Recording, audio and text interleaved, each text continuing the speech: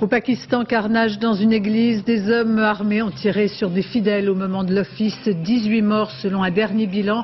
Condamnation unanime du président Musharraf et du pape Jean-Paul II. Aux États-Unis, le FBI et la CIA explorent la piste de l'extrême droite qui pourrait être à l'origine des lettres contenant le bacille du charbon. Une attaque donc de l'intérieur du pays qui pour autant n'exclut pas la thèse Ben Laden. Un homme et une femme à la tête du Parti communiste, Marie-Lise Lebranchu, secrétaire nationale, Robert Hue, président et candidat officiel à la présidentielle. Il y a 20 ans disparaissait Georges Brassens, celui qui avait si souvent chanté l'amour et l'amitié ne serait pas déçu. Ses compagnons lui rendent hommage, l'exemple de ce fidèle parmi les fidèles qui vit dans la maison où Brassens a écrit la plupart de ses chansons. Madame, Monsieur, bonsoir. Au Pakistan, dans ce pays déstabilisé et divisé par l'intervention américaine, l'hypothèse de représailles ou d'actes de terrorisme est évoquée pour expliquer cette tuerie qui s'est produite ce matin dans une église à l'ouest du pays. Des hommes armés de Kalachnikov n'ont pas hésité à tirer sur des fidèles, hommes, femmes et enfants. Ce massacre a été aussitôt condamné par le président Musharraf et par le pape Jean-Paul II. Émilie Lançon. La plupart des fidèles ne parviennent toujours pas à quitter l'église. Ils sont sous le choc. 18 des leurs sont morts mitraillés ce matin, juste avant la fin de l'office. Des témoins rapportent que vers 9h moins le quart, des hommes, masqués et barbus, ont fait irruption dans l'église. Ils ont tiré à vue à l'aide de fusils d'assaut. 2 motos sont arrivées avec 5 hommes. L'un d'entre eux est resté à l'extérieur de l'église, devant la porte. Les 3 autres ont ouvert le feu sur la foule. Ça a duré comme ça pendant 10 minutes. Des enfants figurent parmi les victimes. 6 personnes ont aussi été transportées à l'hôpital dans un état critique. Catholiques et protestants célèbrent leur culte à tour de rôle dans cette même église. Ce matin, l'horaire de l'office avait été modifié et les protestants occupaient les lieux à la place des catholiques. Ces derniers étaient probablement la cible des extrémistes qui, sans le savoir, ont mitraillé des fidèles protestants. Pour l'instant, l'attaque n'a pas été revendiquée. Les chrétiens représentent à peine 2% de la population pakistanaise. Ils sont très mal acceptés dans cette république islamique. Sentant la tension monter depuis les attentats du 11 septembre, la communauté chrétienne de Bahawalpur avait demandé à bénéficier d'une protection particulière sur son lieu de culte. Il aura fallu cette tragédie pour voir les militaires arriver en nombre, mais trop tard. La communauté chrétienne représente 2% de la population dans un pays qui a toujours pratiqué la tolérance à l'égard des autres religions. Mais depuis le début des raids aériens, différentes menaces planaient sur les catholiques. Agnès Varamian et Diane Richard se sont rendues dans un quartier chrétien de Peshawar. Entre eux, ces chrétiens disent vivre désormais au jour le jour. Dans leurs prières, ils demandent à Dieu d'accueillir leurs morts, de pardonner aussi à ceux qui ont tué. Pour la première fois, l'office de cet après-midi se déroule sous bonne garde policière. L'assistance à la messe est clairsemée. Moi, je suis professeur, dit cette femme. J'entends les autres parler constamment de ce conflit et moi, je n'ose rien dire car j'ai peur de ce qu'ils pourraient penser de mes idées. Les 20 000 familles catholiques de la ville n'ont jamais connu un seul incident. Jawad est employé au consulat américain de Peshawar. Il vit dans ce quartier chrétien assez isolé. C'est de fierté, ce portrait du président Clinton et sa nationalité pakistanaise. Nous sommes avant tout pakistanais et nous demandons aux musulmans, s'il vous plaît, faites attention et n'agissez pas ainsi, parce que nous sommes tous ensemble des Pakistanais. Les voisins afghans musulmans répètent qu'ils veulent vivre en paix avec les chrétiens. À la prière du soir, le prêtre explique que les terroristes sont des illettrés, que Dieu doit leur apporter le savoir, qu'enfin l'Amérique doit arrêter ses bombardements. Les Américains et leurs alliés doivent réviser leur politique. Il faut éliminer le terrorisme, mais par des voies pacifiques. Leur peu de moyens financiers empêche ces chrétiens de partir, même si ce soir, confie-t-il, nous nous sentons un peu de nulle part dans ce pays. Avec nous en direct de Peshawar, Agnès Varamian. Alors quelle signification donner à ce massacre? Est-ce un acte isolé ou les prémices peut-être d'une déstabilisation plus organisée? Et écoutez, ce soir, la communauté chrétienne est évidemment sous le choc parce qu'elle a très peur de devenir la cible des représailles d'extrémistes musulmans au bombardement américain sur l'Afghanistan. C'était une crainte, une appréhension que l'on sentait depuis plusieurs semaines et c'est devenu une réalité pour la communauté catholique et la communauté protestante ce soir. Il est trop tôt pour dire si c'est un acte isolé ou si c'est l'œuvre d'une organisation politique beaucoup plus structurée, mais on peut constater quand même que le commando était très organisé. La minorité chrétienne a toujours ou presque échappé à des actes de violence ici. Cette tuerie, en tous les cas, ébranle la confiance qu'il pouvait y avoir entre les minorités religieuses, même si les relations n'étaient pas très étendues. La communauté chrétienne demande ce soir, exige de son gouvernement des mesures de sécurité beaucoup plus renforcées et le général Musharraf demande, lui, aux États-Unis de mener une guerre courte pour ne pas déstabiliser le Pakistan dans l'intérêt de son propre pays. Agnès, peut-être un mot maintenant de Quetta où l'explosion d'une bombe a fait 3 morts et 25 blessés. Quelles sont vos informations ? Écoutez, on a très peu d'informations. L'engin explosif était, semble-t-il, placé à l'arrière de l'autobus, dans l'espace réservé aux femmes, même s'il y a ce soir pas de femmes parmi les victimes. L'explosion a coupé l'autobus littéralement en deux, faisant 3 morts et 25 blessés. L'attentat a été réalisé à l'aveugle. Les victimes sont des musulmans. Et on ne sait pas qui a posé la bombe pour l'instant, mais la ville de Quetta a été le théâtre ces dernières semaines de manifestations d'extrémistes musulmans, des manifestations extrêmement violentes et violemment réprimées par le gouvernement pakistanais. Et on peut très bien imaginer que ce sont ces extrémistes qui aient commis cet attentat. Merci Agnès Baramian. En Afghanistan, les frappes aériennes ne perdent rien de leur intensité et si les premières lignes des talibans sont visées, d'autres objectifs civils ont été touchés par erreur. Ces bavures attisent des sentiments anti-américains. Au Pakistan, des milliers d'hommes à la frontière tentent de rejoindre les troupes de talibans. Bernard Lebrun, Mohandounjli. Un père effondré par la douleur. 8 de ses enfants sont décédés lors du bombardement de sa maison. Dans ce quartier populaire de Kaboul, près des lignes de défense des talibans, les enfants dormaient encore quand les chasseurs américains ont attaqué. Bilan, 12 morts, 12 civils dans cette nouvelle bavure. Cet après-midi à Washington, le secrétaire d'État à la Défense a réfuté ce terme. En clair, il accuse les talibans de mise en scène. Dès qu'il y a une bombe qui tombe, les talibans regroupent des femmes et des enfants sur les lieux pour faire croire que ceux-ci sont victimes de nos bombardements. Un seul chemin, la guerre sainte, crient ces centaines de volontaires pakistanais et afghans, en armes et de tous âges. À majorité pachtoune, ils seraient 6 à 10 000 et veulent combattre aux côtés des talibans. Pour l'instant, ils n'ont pas franchi la frontière.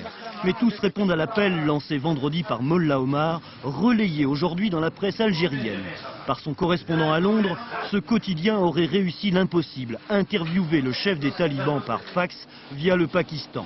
Que dit-il? Que la véritable guerre contre les États-Unis n'a pas commencé et se fait menaçant. Si les Américains entrent dans la phase guerre terrestre, là, c'est lui-même qui le dit, on donnera une leçon aux Américains comme on l'a fait avec les Russes. Vous les Américains, si vous êtes des hommes, vous qui vous prétendez les plus forts du monde, venez sur le champ de bataille. Nous irons au paradis, vous, on vous promet l'enfer. Pour la première fois depuis les frappes, Al Jazeera a pu filmer ces combattants de Ben Laden, volontaires masqués, parmi eux beaucoup d'Arabes et même un musulman américain. Parmi les bombes déviées de leur cible seraient par erreur sur un village afghan, bilan 1 mort et 7 blessés. Sur place, Dominique Derda, Franck Brisset. De la maison de terre et de paille, il ne reste que des ruines. Le sol est jonché de débris, les murs éventrés, les plafonds effondrés. La bombe est tombée au beau milieu du bâtiment où vivaient 3 familles, 16 personnes au total. Le pilote américain, de toute évidence, pensait bombarder une position talibane. En reprenant de l'altitude, il a même dû se dire qu'il avait mis en plein dans le mille. Il était 16h24. Les hommes étaient au champ, les femmes à l'intérieur brodaient la robe de mariée d'une jeune fille du village. Bientôt, à Khanikhel, on allait faire la fête, chanter et danser en l'honneur des nouveaux époux. Ce matin, Khanikhel est en deuil. Nous savons bien que les Américains nous ont bombardés par erreur. On ne peut pas leur en vouloir. On espère qu'ils ne recommenceront plus. La journée d'hier fut celle où les bombardements américains furent les plus intenses sur les lignes talibanes. Le front est à 3 km à peine. Dans le petit cimetière où l'on vient de porter en terre le corps de Kokogol, le mollah qui visiblement ne porte pas l'Amérique dans son cœur fustige ceux qui, grâce à leur technologie moderne, dit-il, osent se prendre pour Dieu et déclencher l'apocalypse. Kokogol avait 23 ans et 2 enfants. Son fils, âgé de 5 ans, est soigné dans le Panchir, à 3 heures de route de là, avec les 6 autres blessés. Sa famille, il y a 2 mois, avait fui la zone tenue par les talibans pour se réfugier de ce côté, en lieu sûr. Dans les campagnes, on vient de finir les moissons, c'est la saison des labours et des semailles, avant les premières neiges de l'hiver. Après 3 années de sécheresse et plus de 20 ans de guerre, le malheur et la misère ont si profondément marqué le quotidien qu'un mort de plus ou de moins ici finalement ne change rien. Surtout lorsqu'il ne s'agit que d'une petite paysanne dont seuls les proches demain pleureront encore le souvenir. La dépouille du commandant Abdullah, exécuté par les talibans, n'a pas été ramenée jusqu'au Pakistan, où se trouve l'essentiel de sa famille. Il a été enterré près de Jalalabad, en Afghanistan, entouré de quelques proches dans son village natal. Et puis, la confirmation qu'au moment de sa capture, les Américains ont tenté de lui venir en aide par un soutien aérien. C'est le secrétaire américain à la Défense qui l'a confirmé. Aux États-Unis, le FBI et la CIA s'intéressent au milieu d'extrême droite. Il pourrait être à l'origine des lettres contaminées par le bacille du charbon, une piste explorée parmi d'autres, car les enquêteurs n'excluent toujours pas un lien avec Ben Laden, mais rien ne le démontre vraiment, ni ne prouve le contraire. Étienne Lénart. S'il n'avait pas travaillé au centre de tri postal du Congrès américain, Joseph Cursin serait probablement toujours en vie. Washington enterrait hier l'un des 2 postiers foudroyés par la maladie du charbon, alors que pour la première fois depuis longtemps, aucune nouvelle trace de contamination n'a été signalée. Et derrière les grilles de ce laboratoire militaire, spécialistes et enquêteurs continuent de chercher. Le FBI et la CIA orienteraient leur enquête vers une piste à l'intérieur du territoire américain, un groupuscule d'extrême droite par exemple, qui aurait ainsi piégé l'État fédéral. Problème, il faut pouvoir mettre au point le produit contenu dans la lettre. Il faut d'abord un savoir-faire de spécialiste, du matériel très particulier. N'importe qui ne peut pas décider comme ça chez lui, avec un groupe de personnes, tiens, la semaine prochaine, je vais fabriquer ce produit.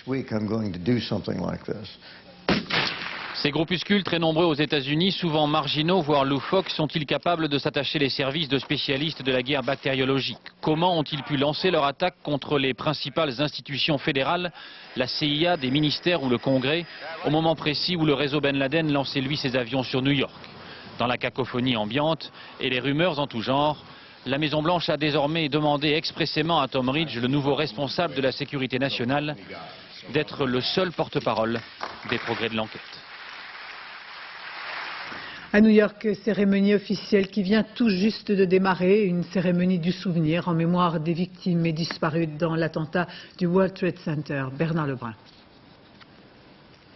Eh bien, c'est actuellement Andrea Bocelli qui chante l'Ave Maria, et c'est sans doute la fin des prières qui ont été présidées à la fois par le cardinal Edward Egan, archevêque de New York, mais aussi le rabbin Joseph Postanik, ainsi que l'imam Isaac El-Mouid. Autrement dit, une cérémonie œcuménique pour rendre hommage 45 jours après aux 5000 personnes qui sont considérées comme mortes ou disparues dans les ruines du World Trade Center. Vous savez, Béatrice, que seuls 465 corps ont été identifiés sur les 478 récupérés.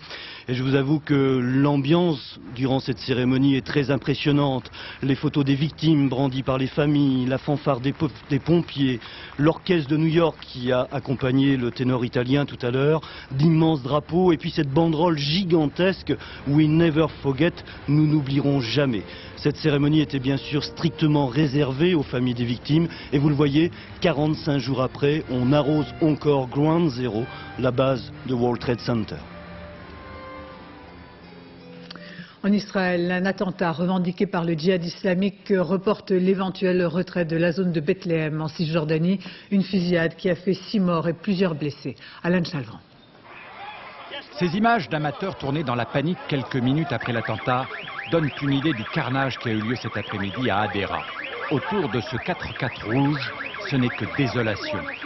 Un mort ici, un autre là, 4 en tout, 4 femmes dans la population de la ville et 31 blessés, dont certains dans un état grave.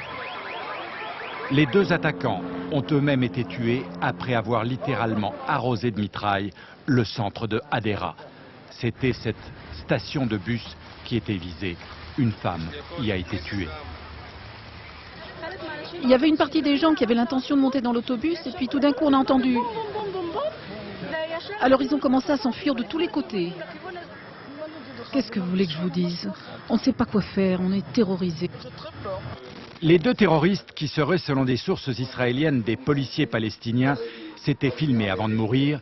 Ils appartenaient au djihad islamique. L'attentat a beau avoir été condamné par Yasser Arafat, il risque bien sûr de relancer le cycle des violences. Et à l'instant, on apprend qu'Ariel Sharon ordonne à l'armée de se préparer à quitter Bethléem, mais ce qui ne signifie pas pour autant que le retrait sera effectif dès ce soir. Hubert Védrine, le ministre des Affaires étrangères, pour une visite de 24 heures en Arabie Saoudite, porteur d'un message de Jacques Chirac dans ce pays au cœur de la tourmente. L'Arabie Saoudite à la fois bénéficiant des dollars américains et hier protecteur des talibans. Jean-Marc Hinouz, Jean-Jacques Le Garec. Si pour la diplomatie française, la route de la paix passe par l'Arabie, c'est parce que désormais ces princes et gardiens des lieux saints de l'islam se disent décidés à combattre le terrorisme et même leur protéger de naguère, les talibans de l'Afghanistan tout proche. Les accusations de la presse étrangère à notre égard ne changent rien. Les gouvernements étrangers savent bien que nous faisons tout ce que nous pouvons contre le terrorisme et que nous continuerons à le faire. Aujourd'hui, le royaume de l'islam puritain craint à son tour la vengeance de son fils maudit Osama Ben Laden, ses kamikazes et ses dollars. Entrons donc chez le régent, le puissant prince Abdallah, demi-frère du roi, pour l'écouter dire à Hubert Védrine que les responsables des attentats aux États-Unis doivent être châtiés, que régler le problème palestinien serait faire la moitié du chemin contre le terrorisme, et qu'enfin, allié traditionnel du Pakistan comme des États-Unis, l'Arabie Saoudite fera tout pour aider à sortir de la crise afghane. On ne peut pas travailler sérieusement à cette coalition contre le terrorisme, ni à cette question politique afghane, ni d'ailleurs sur la question du Proche-Orient, si on n'est pas dans un rapport étroit avec l'Arabie, et c'est ce que fait la diplomatie française. Pour satisfaire les exigences de ses protecteurs américains, l'Arabie Saoudite aura dû finalement rompre avec ses anciens protégés talibans. Pas question de leur faire la guerre aux côtés d'une Amérique hautement impopulaire dans l'opinion, mais tout au moins l'Arabie Saoudite entend peser de tout son pétrole sur l'après-guerre politique et économique de l'Afghanistan. En Corse, après l'annonce du ministre de l'Intérieur de créer un centre de détention sur l'île, nous avons voulu savoir comment réagissent ces familles qui devaient jusqu'à présent se rendre sur le continent pour des parloirs. Évidemment, c'était un sentiment de satisfaction qui prévaut. L'espoir renaît, comme l'ont constaté Arnaud Boutet et Olivier Robert. Où il est là? Papa. Eh ben oui. Depuis 19 mois, voilà. Elle tourne les pages et s'accroche aux souvenirs. Le père, le mari est en prison dans la banlieue parisienne. Alors forcément, la vie s'organise autour d'une seule priorité, les visites au parloir. Et là, vous l'avez pas vu depuis combien de temps, votre mari? Eh bien là, on est parti en fait il y a 10 jours. Mais ça faisait 2 mois qu'on l'avait pas vu. Et là, on repart. J'ai déjà fait la réservation, mais ça fera 2 mois et demi qu'on l'aura pas vu. Prochain voyage au mois de janvier. À chaque fois, Virginie et sa mère payent en moyenne 2500 francs, soit près de 381 €. C'est beaucoup lorsqu'on vit du RMI. Mais les amis se montrent souvent solidaires. Jean-Luc Albertini était pompier avant son arrestation. La police le soupçonne d'avoir organisé 2 attentats. S'il est condamné, sa femme veut qu'il purge sa peine en Corse, près des siens. Celui-là, il te tue.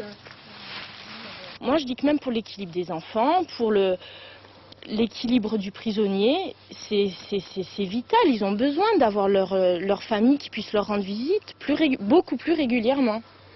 Le projet du gouvernement prévoit d'aménager la maison d'arrêt de Borgo pour accueillir des détenus en fin de peine. Mais il prévoit également la construction d'un centre de détention sur un autre site. En Corse, les familles de détenus retrouvent le sourire. Mais elles veulent aussi savoir quand elles pourront fêter les premiers retours. Reste qu'au plan politique, cette relance du processus de Matignon est loin de faire l'unanimité. La décision de Daniel Vaillant est critiquée depuis hier par le RPR, mais aussi par le mouvement des citoyens de Jean-Pierre Chevènement. Aujourd'hui, c'est au tour de Charles Pasqua de poursuivre la polémique, décision évidemment soutenue par la garde des Sceaux. Nous les écoutons. J'ai toujours dit qu'il n'y avait pas de processus de Matignon, qu'on donnait ce nom impropre à une abdication pure et simple du gouvernement devant les thèses des séparatistes. Maintenant, on va dire qu'il faut les regrouper dans l'île, il faut regrouper les prisonniers, comme ils disent, c'est-à-dire les délinquants ou les condamnés. Bon. Et puis ensuite, on dira qu'il faut en venir à l'amnistie. Et puis après, on parlera de l'indépendance. Attention à ne pas dire on fait un projet spécifique pour les Corses. Non, on n'exclut pas la Corse, région appartenant à notre République, d'un mouvement fort de rapprochement des détenus de leur famille. Quant à François Fillon, invité tout à l'heure de nos confrères d'RTL Le Monde, le député RPR a demandé au Premier ministre la suspension du processus. Un homme et une femme à la tête du Parti communiste, Marie-Georges Buffet et non Marie-Lise de Branchy, comme je vous le disais au début de ce journal, vous auriez rectifié, tenait aujourd'hui son premier discours de secrétaire national, alors que Robert Rue lance sa campagne présidentielle, un discours de clôture qui promet que le candidat à la présidentielle ne sera pas là pour servir les intérêts du Parti socialiste. Françoise David, Blaise Grenier. Marie-Georges Buffet est élue secrétaire nationale et Robert Rue président du Parti communiste.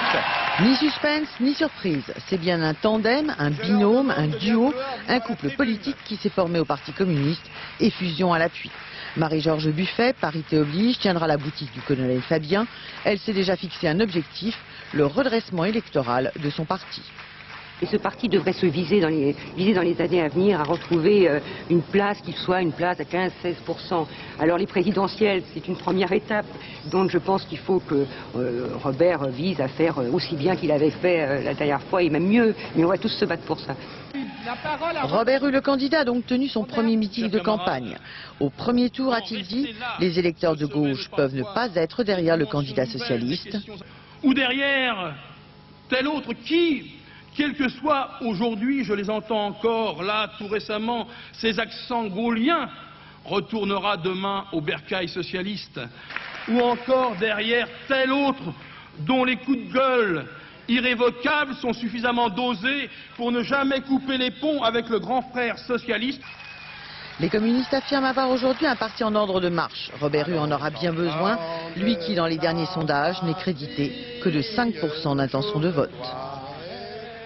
Le recueillement des familles des victimes de la catastrophe du Gothard qui se sont retrouvées dans la commune toute proche de l'entrée du tunnel. Une cérémonie religieuse dans la petite église du centre-ville.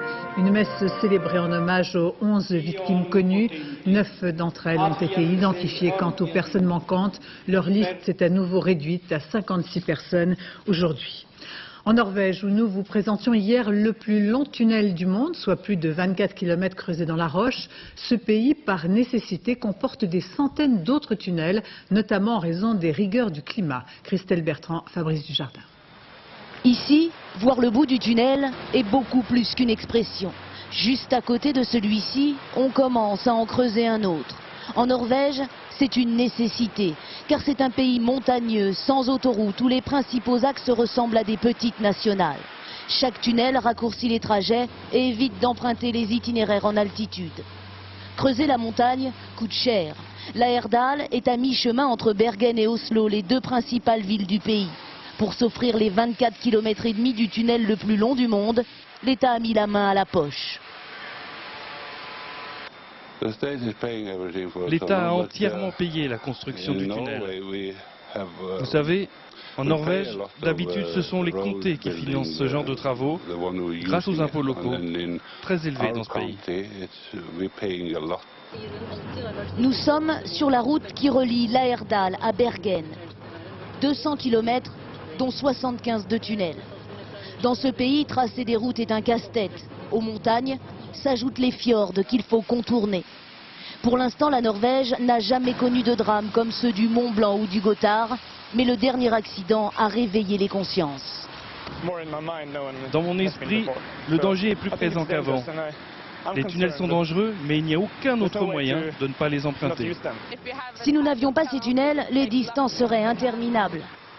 Deuxième exportateur de pétrole après l'Arabie Saoudite, la Norvège est un des pays où le revenu par habitant est le plus élevé du monde. Les tunnels font aussi partie de la richesse de cette paisible nation. Ici, les seules voix qui s'élèvent sont celles des professionnels du tourisme. Pour eux, la surabondance des tunnels cache la vue et empêche la découverte des célèbres paysages norvégiens. Claudie Aigneret, dans l'espace, nous offre une visite guidée de l'intérieur de la Station spatiale internationale. À bord, comme si on y était, Patrice Pelé. Pour cette mission du CNES, Claudie Aigneret a emporté une caméra. Depuis plusieurs jours, elle se fait filmer dans sa vie quotidienne. Alors avec Claudie Reporter, visite de la station. Bonjour à tous. Maintenant, on va aller voir la construction d'une station spatiale internationale. Ça, c'est ma chambre à coucher. Je suis en bonne compagnie parce que je dors avec les 2 scaphandres américains. Bon, ça, c'est la partie salle de bain avec même le miroir pour se raser et faire sa toilette. Parce que vraiment, toutes les parois sont utilisées, le haut, le bas, la droite, la gauche. Et pour faire le sport, par exemple, cet exercice, cette facilité pour faire des exercices de tout type avec résistance, et bien, elle se trouve au plafond. Alors c'est toujours un petit peu curieux de voir Micha, Franck travailler, et puis de voir Volodia dans l'autre sens, dans le laboratoire Destiny, tête bêche. Là, on voit le vaisseau Soyouz avec lequel nous sommes arrivés. Moi, je prends ces images depuis le hublot du Stikovetsny Yatsiek, le compartiment d'amarrage. On rencontre souvent un petit boulon dans son parcours. Alors on le met quelque part et puis on signale au commandant ou à l'ingénieur qu'on a trouvé quelque chose égaré en train de flotter. Claudie est partie avec une surprise dans ses bagages. Un euro, un bel euro tout neuf, symbole de la construction européenne. Cette pièce, emportée dans l'espace, fait de la Française la plus riche des astronautes de la station. Même le commandant de bord, qui est américain, n'a pas $1 en poche. En France, quand on reparle des sinistrés de la Somme, 6 mois après les inondations, les communes touchées ont recueilli quelques 31 millions de francs de dons, soit 5 millions d'euros, mais la plus grande partie de cet argent n'a toujours pas été redistribuée, ce qui provoque l'indignation des habitants touchés. Christophe Nédart, Sylvain Daubat. Quelques effets personnels, quelques souvenirs ici ou là, des meubles prêtés par les voisins, c'est tout ce qu'il reste dans la maison d'Annie Poiret. Il y a quelques mois, ces pièces ont été dévastées par l'eau. Voilà, alors vous voyez, 6 mois après, vous avez encore toutes les taches de moisissure sur les murs, vous voyez, dans l'état que c'est encore, donc inhabitable forcément. Là, on peut pas habiter dans des pièces comme ça, vous voyez, c'est tout partout. Tout est à refaire complètement. Alors, comme beaucoup d'autres sinistrés de Marécobert, Annie s'est installée dans un mobil-home. Sa situation financière est difficile, l'assurance tarde à couvrir les dégâts et les 2 millions de francs de dons reçus par la commune n'ont pas encore été redistribués. Un retard inacceptable pour Annie. On ne comprend pas pourquoi c'est si long, parce que si l'argent est là, qu'il n'y a qu'à la redistribuer, je sais pas, il faut quand même faire ce qui est à faire. Si les gens envoient de l'argent pour les sinistrés, c'est pour les sinistrés. Guy d'Auvergne, le maire de Marécobert, comprend l'impatience de ses administrés. Mais il préfère une solution équitable à une réponse hâtive. Si on écoute tout le monde a été inondé. Maintenant, il y en a qui trouvent qu'ils ont été inondés, qui n'ont pas été inondés. Donc, je pense que là, la démarche doit être rigoureuse. Et comme on a quand même maintenant affiné notre démarche, nous voulons à tout prix ne pas commettre d'injustice. Une réponse peu satisfaisante pour l'association d'aide aux victimes de la commune. Je pense que les gens qui sont à Paris ou à Marseille qui envoient un chèque de 200 francs ou 500 francs aux sinistrés, ça doit leur faire mal au cœur quand même de savoir que 7 mois après, les sinistrés n'ont toujours pas leur argent. Marécobert n'est qu'un exemple, 4000 autres sinistrés attendent encore le versement de ces dons. Ouverture demain à Marrakech d'une nouvelle conférence sur le climat. Près de 200 pays tenteront une fois encore de se mettre d'accord sur l'application du protocole de Kyoto. Parmi les effets néfastes du réchauffement de la planète, les conséquences sur les coraux, comme le montre ce reportage d'Agnès Monteux et Gilbert Usan. Ils ne vivent que dans les eaux paradisiaques entre 18 et 30 degrés. Le corail est un des animaux les plus mystérieux. Il serait 2 millions d'espèces différentes, mais nous n'en connaissons qu'à peine le 10e. Ces joyaux vivants sont de véritables forêts sous-marines. Ils abritent et nourrissent de très nombreuses espèces de poissons, d'éponges ou de crustacés. Mais depuis une vingtaine d'années, ils blanchissent et perdent leur couleur, signe de maladie. Difficile d'être précis, mais 10% seraient déjà morts selon certains chercheurs et un tiers d'entre eux directement menacés. Le musée océanographique de Monaco est l'un des rares centres où l'on essaie de comprendre ce blanchissement. Les périodes de blanchissement sont toujours dues à une élévation de la température de l'eau de mer, à une augmentation des rayonnements ultraviolets par exemple. Voici un des seuls laboratoires au monde où l'on sait cultiver des coraux. On peut par exemple modifier les températures. À quelques degrés près, les coraux très sensibles ont tendance à tomber malades. Mais le problème viendrait surtout de la concentration en gaz carbonique. Ce gaz à effet de serre s'accumule petit à petit dans l'air et dans l'eau. Il modifie la chimie des océans, ce qui fragilise la croissance des coraux. Peut-être d'ici une cinquantaine d'années, le taux de croissance de ces coraux ne sera pas suffisant pour les maintenir à la surface de l'eau, ce qui peut, à terme, appeler à faire disparaître les récifs coralliens. Sans lumière, les coraux ne peuvent plus vivre. Réchauffement climatique, mais aussi pollution des mers, les fragiles récifs sont en danger et avec eux, toute une économie du tourisme et de la pêche dans le monde. Le début des vacances de la Toussaint avec la préparation des stations de ski avant l'hiver, ultime réglage et dernière vérification pour une saison qui s'annonce radieuse. Si l'on en croit les offices du tourisme, de nombreux Français ont choisi de rester en France pour la fin de l'année. Reportage en Savoie, Alain Doubevski et Claude Barnier. Encore quelques semaines avant de redescendre vers les étables. Pour l'instant, les pistes leur appartiennent encore. Avant l'arrivée de la neige et du froid, il faut se préparer, rentrer les fleurs et faire des provisions de boîtes chaudes. Mais dans les stations de ski, c'est surtout l'époque des ultimes contrôles de remontées mécaniques. En France, 4000 remontées mécaniques transportent 3 500 000 passagers par heure. Qu'est-ce que vous faites là? On est en train de charger donc les sièges avec des lestes béton pour simuler donc un cas de figure, un cas d'exploitation l'hiver, donc avec la clientèle. Quel poids là ça fait? À peu près 350 kg. 356 exactement, c'est le poids moyen de 4 adultes avec leur matériel. Ce télésiège est flambant neuf. Avant de lui confier des vies humaines, il est vérifié sous toutes les coutures par les autorités départementales. On va faire le strap entre le bornier XBD1 et XBD2. On a quel type de défaut? Donc un défaut de type arrêt électrique et... BP arrêt électrique. Il y a aussi des boulots moins techniques mais très utiles. Exemple, dégager les panneaux de direction ou bien installer des poteaux destinés à tendre les filets de protection au bord des fossés. Mais ce n'est pas tout. Il y a aussi des spécialistes chargés d'arroser les sites de lisier. Et oui, du lisier dans lequel on a incorporé des semences. Sur les portions de pistes dont la terre a été retournée, à cause de terrassement par exemple, on sème de l'herbe. Une herbe indispensable. D'abord dans les creux.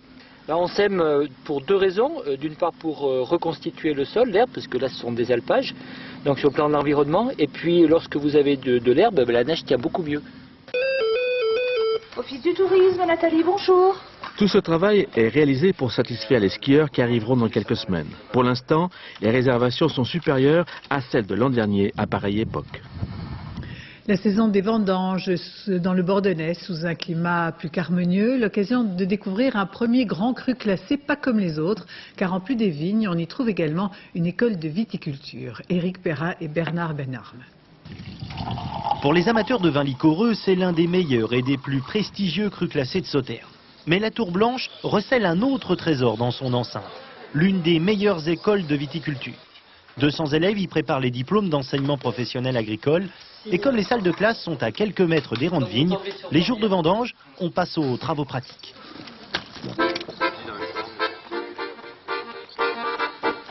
À tour de rôle, par petits groupes, les élèves intègrent la troupe des ouvriers professionnels. Le tout sous l'œil vigilant de Jean-Claude, le chef d'exploitation du château. Non, attends, elles sont à quoi là? Bah, ça le vinaigre. Elles sont pas le vinaigre. Elles sont le vieux champignon. Oui. Ça, c'est pas le vinaigre. Distinguer au nez le mauvais du bon pourri, celui qui fera la richesse du vin liquoreux, n'est pas une mince affaire. Quand le terroir devient un livre de classe. On apprend beaucoup plus en étant sur le terrain et en cours, parce que sur le terrain, on voit ce qu'on a travaillé en cours, on le met en application. C'est vraiment du concret, là. On est vraiment dans l'exploitation, donc bon. Derrière l'école et le château, ne cherchez pas une multinationale du luxe, car c'est l'État qui est propriétaire de l'ensemble. Tout cela parce qu'en 1907, le propriétaire d'alors, Daniel Iffard, décède avec un étonnant testament.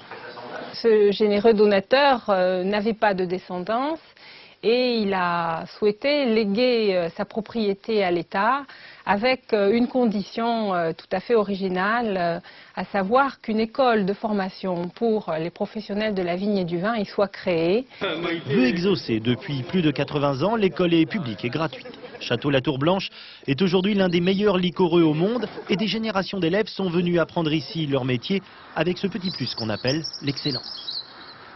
Les championnats du monde d'escrime avec une médaille d'or pour la Française Annelise Touillat au sabre féminin.